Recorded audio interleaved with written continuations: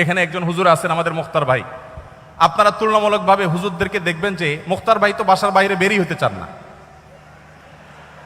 আজকে ফজরের পর একটা মিটিং ছিল ওনার সাথে, উনি আসেন নাই। হুজুররা তারা বাসাতে এত বেশি আবদ্ধ, এত বেশি তাদের স্বামী স্ত্রীর মধ্যে বোঝাপড়া এত বেশি। হুজুরদের মধ্যেও যে কিছু ব্যতিক্রম নাই তা না, আমি সেটা স্বীকার করে নিয়েই বলছি। তুলনামূলকভাবে যারা আছে, ভাইকে রশি দিয়ে টেনে বাসা থেকে বের করা যায় না। শুধুমাত্র ভাই কেন, এ রোগের রোগী আমি নিজেও, আমরা সবাই কম বেশি। ভাইরা আমার, যদি দাম্পত্য জীবনে সুখী হতে চান, ভালো করে শুনে রাখুন, দাম্পত্য জীবনে যদি সুখী হতে চান, বুকে জমে থাকা সকল ভালোবাসাকে জমিয়ে রাখুন, কোথাও খরচ করবেন না। রাস্তাঘাটে, পার্কে, ক্লাসরুমে, অজায়গায় কুজায়গায় ভালোবাসা সব খরচ করে বিয়ের পরে যখন ভালোবাসা বিনিময় করার দরকার হবে তখন দেখবেন পুঁজিতে টান পড়েছে, তখন দেখবেন পুঁজি আর পাওয়া যাচ্ছে না। ঠিক ঠিক না বলে হারাম রিলেশনকে না বলতে শিখুন। সৎসাহস আছে তো ইনশাআল্লাহ? কোন কোন যুবক হারাম রিলেশন থেকে বেরিয়ে আসার প্রতিজ্ঞা করবেন? হাত তুলে দেখানোর সৎসাহস আছে? তার মানে সবারই হারাম রিলেশন আছে অলমোস্ট।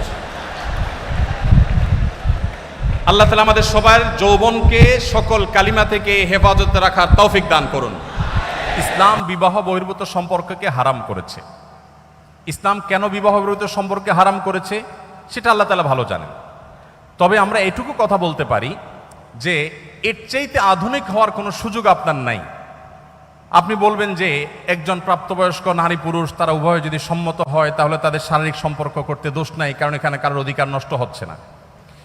এরকম কথা আমরা অনেককে বলতে শুনি। আমি তাদের উদ্দেশ্যে বিনীতভাবে বলতে চাই, আপনি বিবাহের আগে কারোর সাথে কোনো রিলেশন করলেন, কোনো সম্পর্ক করলেন বিবাহ ছাড়া, আপনার জীবনে পরবর্তীতে যদি অন্য কারোর সাথে বিয়ে শাদী হয়, এই যে যার সাথে আপনি শারীরিক সম্পর্ক করলেন বা মানসিক সম্পর্ক করলেন বা কোনো ধরনের সম্পর্ক আপনি তার সাথে স্থাপন করলেন, এই যে আপনার আদান প্রদান, এই যে আপনি ভালোবাসা তার সাথে বিনিময় করলেন, পরবর্তীতে আপনার জীবনে যিনি ফিরে আসবেন, এটা কি তার প্রতি এক ধরনের অবিচার না? আমি কি বোঝাতে পেরেছি? আমি কি বোঝাতে পেরেছি? আপনি এখন যার সাথে সম্পর্ক করছেন, রিলেশন করছেন, আপনার জীবনে যে বৈধ জীবন সঙ্গী বা সঙ্গিনী আসবেন, আপনি যদি আগে কারোর সাথে সম্পর্ক করে থাকেন, কারোর সাথে আপনার যদি ভাব বিনিময় হয়, ভালোবাসা যদি আদান প্রদান করেন, তাহলে পরবর্তীতে যে ভালোবাসাটা আদান প্রদান করছেন এর মধ্যে দুইটার যে কোনো একটা রিয়েল আর একটা ফেক। হয় আপনার স্ত্রীকে আপনি অনেক বেশি ভালোবাসছেন আর আগেরগুলো সব আপনার ভুল ছিল, আর না হলে আগেরটা আপনার সঠিক ছিল, এটা ভুল। নিশ্চয়ই কোন দুইটার একটা নাকি? দেখুন, আপনি আপডেটেড হতে পারবেন, তবে ইসলামের চেয়ে বেশি না। আপনি আপডেটেড হতে পারবেন, তবে ইসলামের চেয়ে বেশি হওয়ার সুযোগ নাই।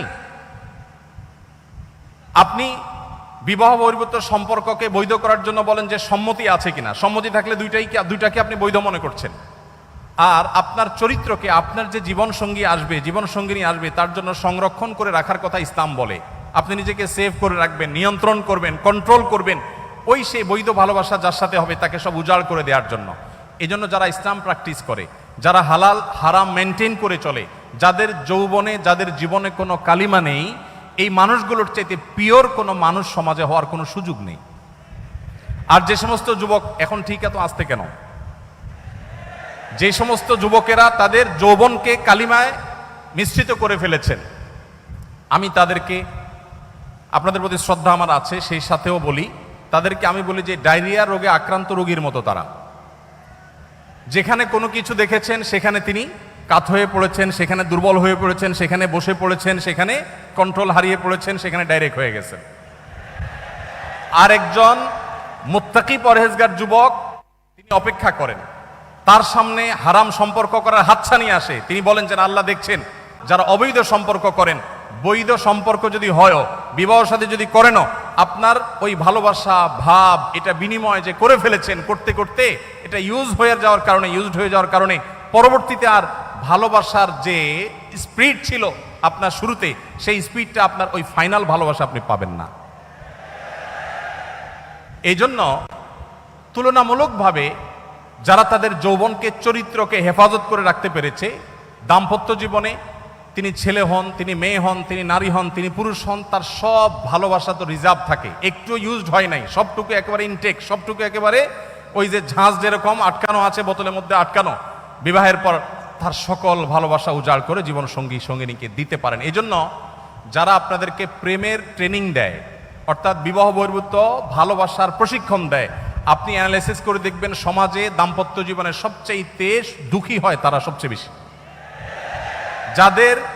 যারা সকাল বিকাল আপনাদেরকে নাটক সিনেমার মাধ্যমে বিবাহ বহির্ভূত ভালোবাসার প্রশিক্ষণ দেয়, এই ভালোবাসা জয় করার জন্য বাবা মার অবাধ্য হওয়া যাবে, ধর্ম ছাড়া যাবে, সমাজ ত্যাগ করা যাবে, এই ট্রেনিংগুলো যারা সারাদিন দেয়, এদের এক একজনের দেখবেন জীবনের লাইফ পার্টনার বা স্বামী বা স্ত্রী 5 জন 6 জন করে চেঞ্জ করা শেষ হয়ে গেছে।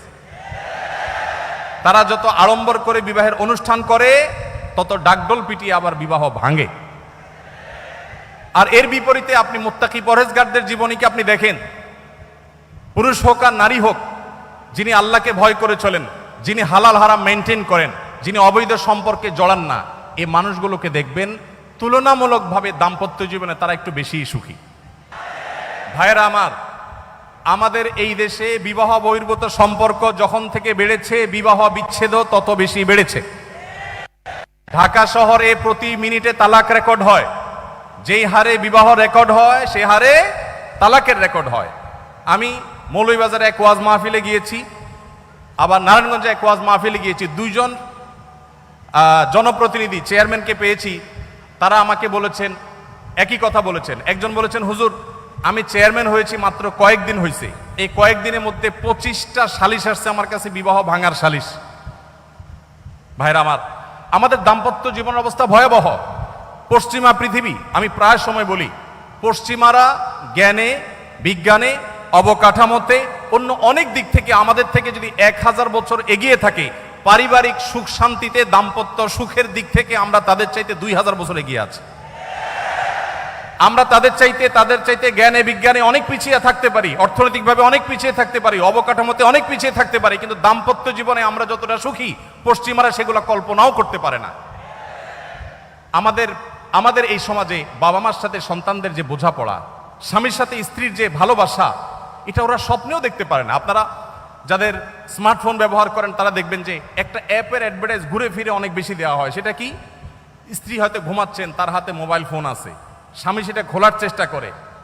এটা সাধারণত বিভিন্ন অ্যাপগুলো অ্যাডভার্টাইজ দেয় যে কিভাবে আপনার মোবাইলকে আপনি সিকিউর করবেন, যে আপনি ঘুমায় থাকবেন, আপনার স্বামী এসে গোপনে আপনার চ্যাটিং কার সাথে করছেন উদ্ধার করার চেষ্টা করবে, কিন্তু সে পারবে না, চান্দু পারবে না। আপনারা এরকম অ্যাডভার্টাইজ দেখছেন?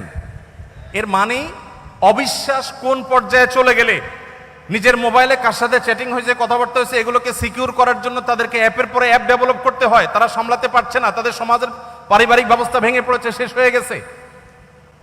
আমাদের সমাজে এখনো এত অধপতনের পরও আমরা যে জায়গাটা দাঁড়িয়ে আছি, এখনো আমাদের স্ত্রীরা স্বামীরা স্ত্রীদেরকে মন উজাড় করে ভালোবাসে।